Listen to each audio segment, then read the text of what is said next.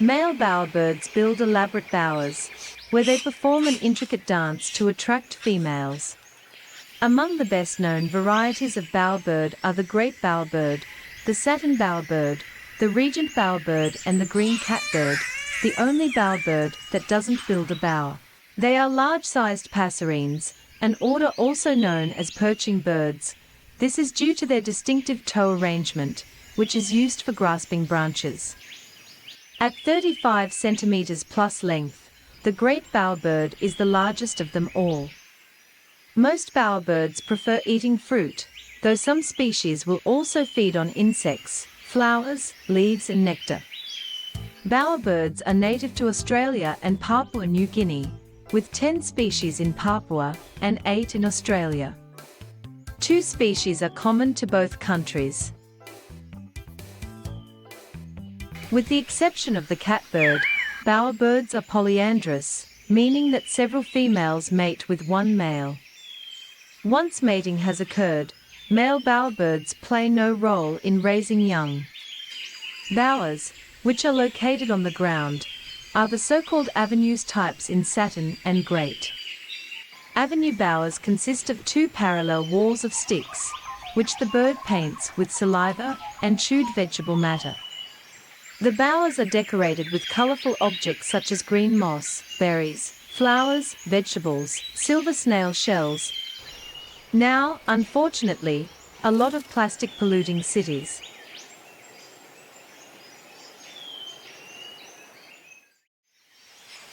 Let's follow a male satin bowerbird during his daily chores. At dawn, he is ready to retouch his bower.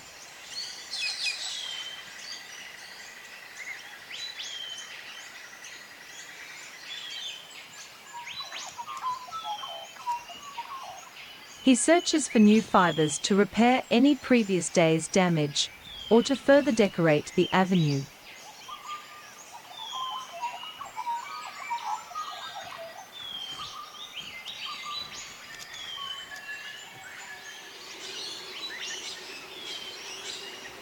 He spends countless hours keeping the bower in shape.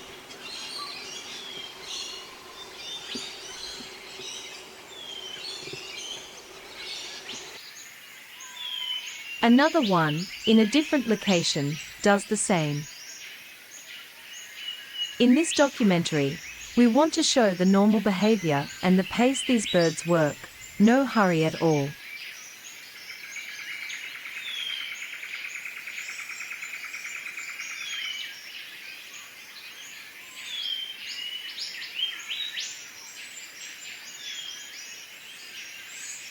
This is the first time we see a double avenue bower, but he works only on the left one.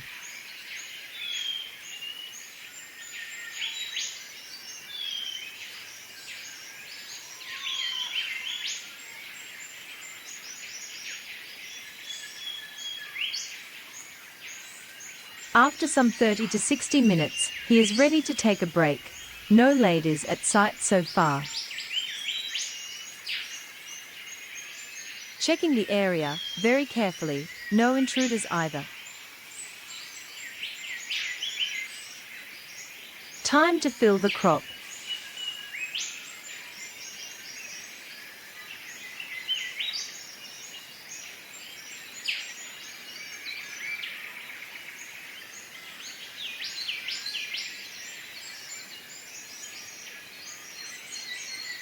Females and juveniles are alike and many times there is confusion at the bower. We will get to it later.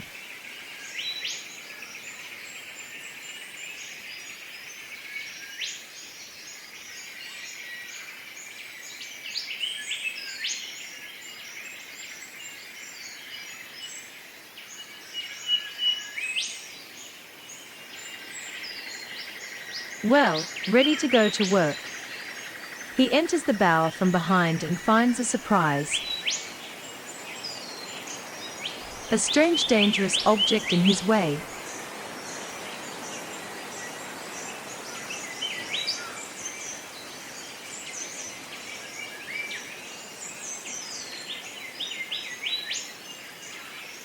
After checking out that it does not represent a threat, He continues with his chores,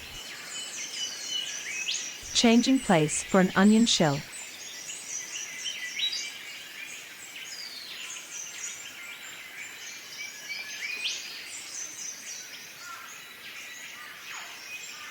We retire the camera right away in a break.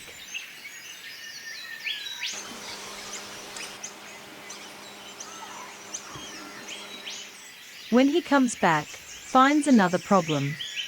Promise, last time we trick him. Look how he pulls off the caps we put in the bower. It should not be there. He is very thorough with its decoration. No doubts about it. He knows what is he doing.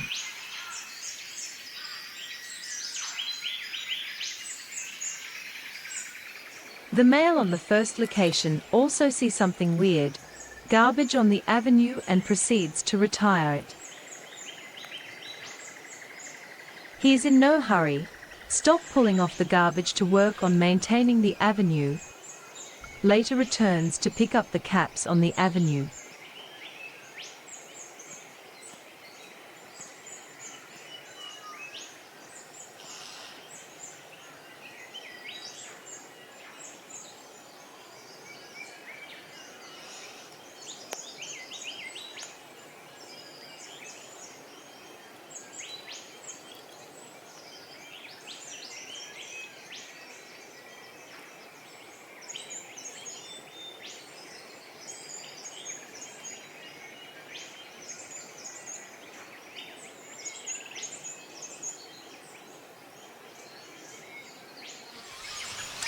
Later arrives with a pedal and flips a blue feather.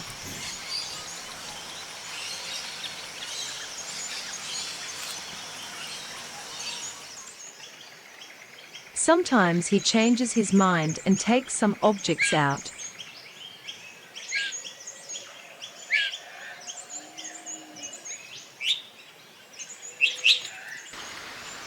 Time for a shower in one of the many fountains the neighbors have around.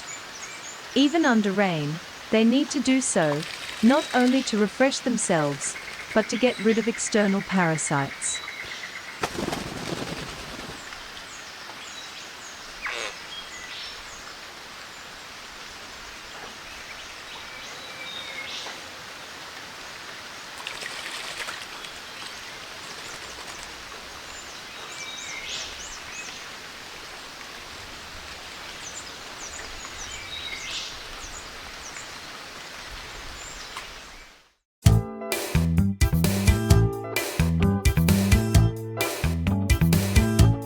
Satin bowerbirds are found along the east and southeast coast of Australia. They prefer wetter forests and woodlands near open areas. Bowers are constructed near canopy gaps, and there is a significant tendency for bowers to face away from these gaps. This pattern of orientation allows displaying males to be illuminated predominantly from the front when viewed by females from within the bower avenue. Part of the show is to arrange the decorations so they are absolutely in the right place, so there will be no complaint by the females. He cannot risk rejection. Competition is fierce and there are many competitors around. Some males mate several times during a breeding season, while others fail to mate at all. Research has shown that the quality of the bower and the male's dancing prowess are excellent predictors of courting success. Here we see the display of the male, the dancing and calling to attract any female around, this time with a petal and a plastic jewel on its beak.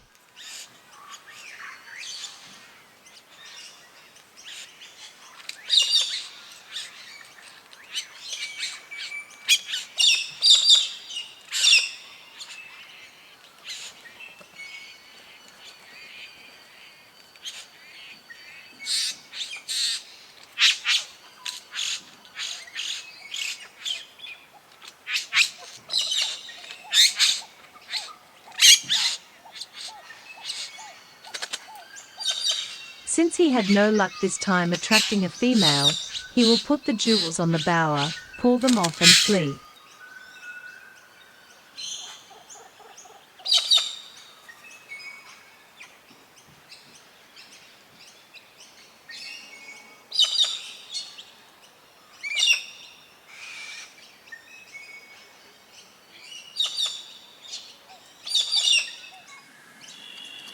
When he comes back to work, a juvenile lands in the area. He misplaces it for a female and starts to do his dance.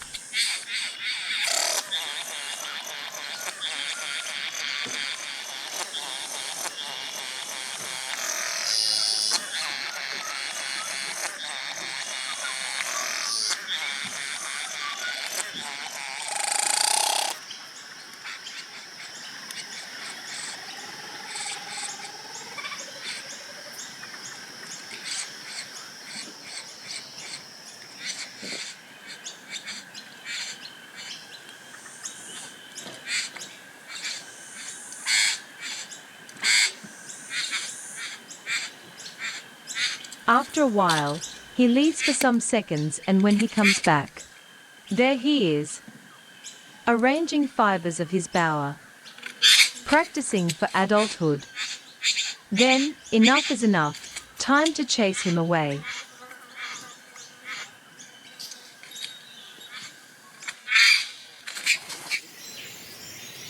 Perched nearby, a female decides to inspect the bower. He rushes down. She is ready, and he is always ready to mate. The female even opens her cloaca to tell him that. But he continues displaying and displaying and displaying, something we were not able to understand.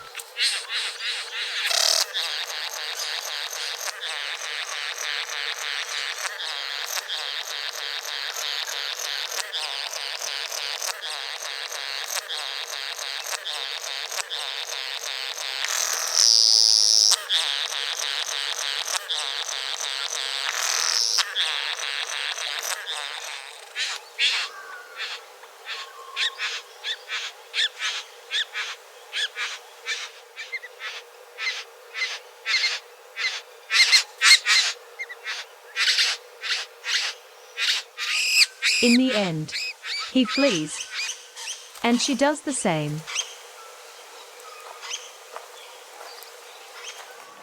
After the latter, he expects another chance, see the green colors of the female, and prepares himself.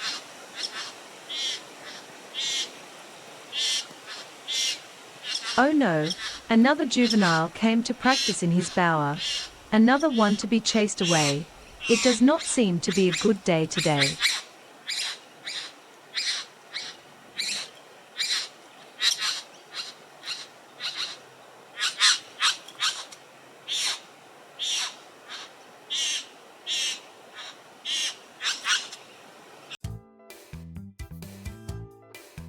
A meal will make him regain energy and pass the bad experiences of the day.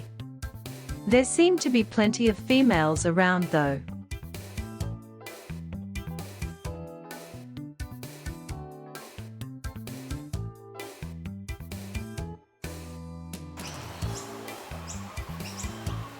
A juvenile male steals fibers from a bower for his own. Males of the same species or from different ones steal from each other's bowers, with the aim of displaying the best-looking structure to visiting females.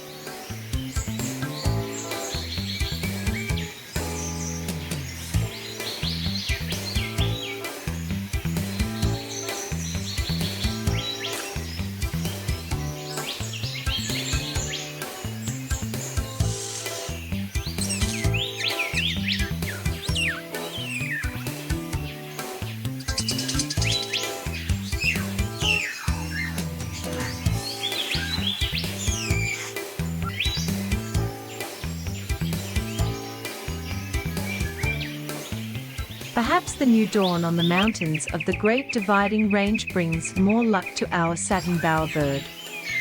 Effectively, a lady seems to have landed in his bower. Enjoy the action.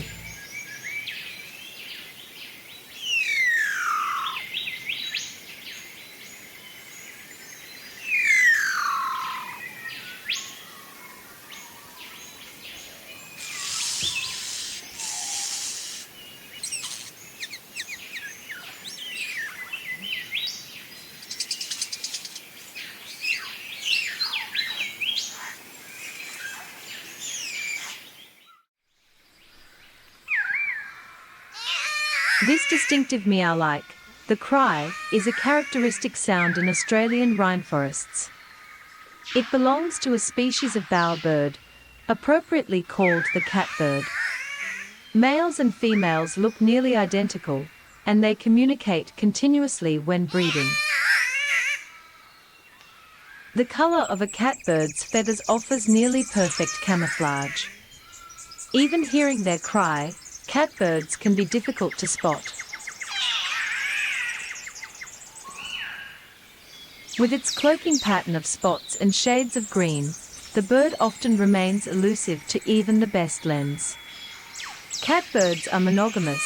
They do not build bowers, and the males raise chicks with their partners.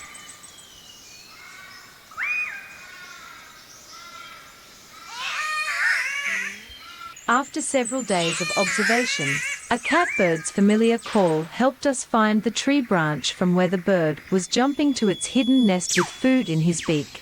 In this case, figs.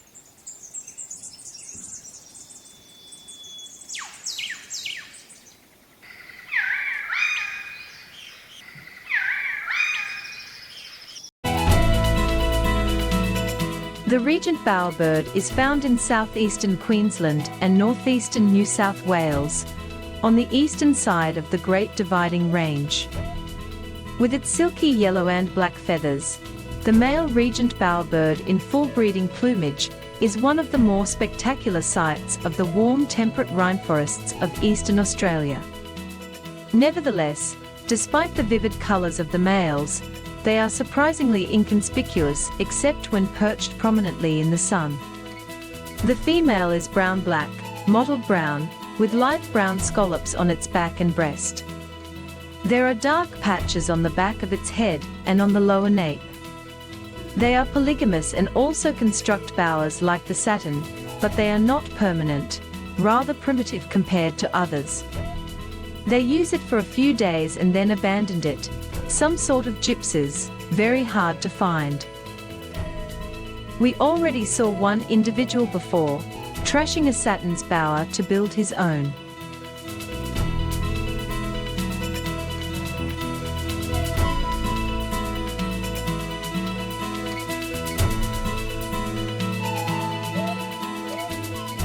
Well camouflaged, individual spotted bowerbirds are sometimes quite difficult to see among the vegetation. They are endemic to eastern mainland Australia and also construct bowers. They are generally active, and though often shy, they can be quite tame near human habitation.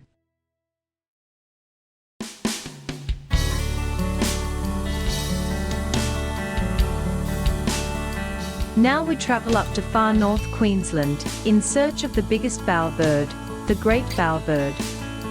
Heading towards Atherton Tablelands, the land of the Cascades, we know there are some in Mareeba.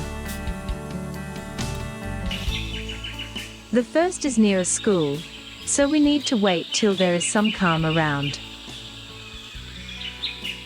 The sequence is shown with a camera in front of the bower and another at the back.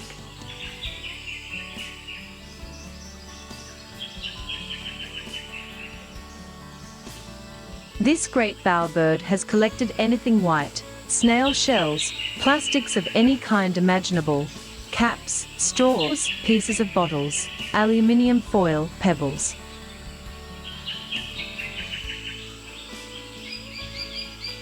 But he did not stop there, also collected green fruits and pieces of green glass bottles.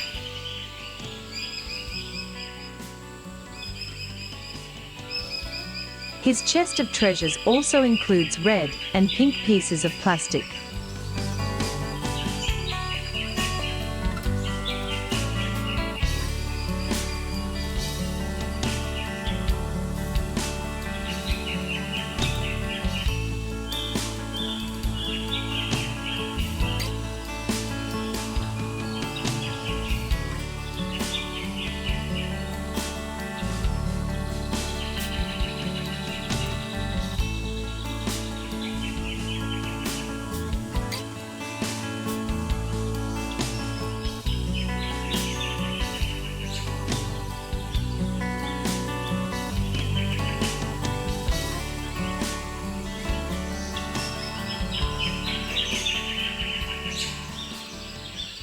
Another day, after finding it on the border of the local cemetery, we did the same.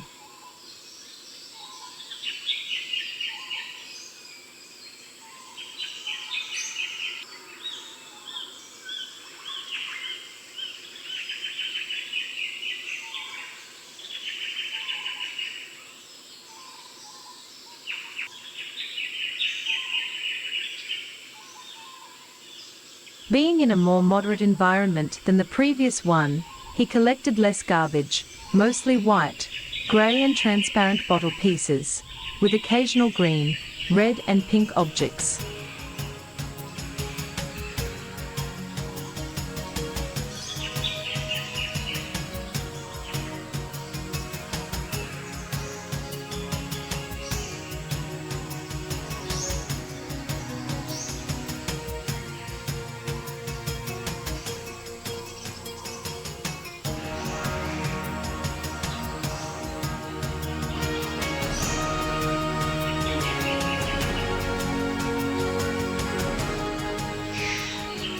We do not want to end this documentary without showing parts of the display shown in a bower in Mount Molloy, where the bowerbird erects its pink crest of feathers.